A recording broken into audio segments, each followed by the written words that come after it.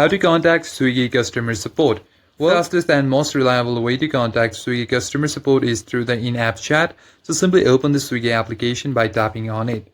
And make sure that you are in India because this application is available only in India. And if it detects that you are outside of India, this application will not be available in your area. And if you want to complain about active or recent orders, you can simply head over to your accounts by simply tapping on your profile. For that, you have to complete your login. And from your account, simply tap on orders and select the relevant order. And from there, simply tap on help in the top right corner. Then simply choose your specific issue, example, missing items, late delivery or cancellation, and instantly chat with an automated assistant or get connected to a live human agent. And for general queries, you can simply select on help and support from your profile icon. And for any email support or feedback, simply tap on the menu. And here you'll find feedback session, simply tap on it.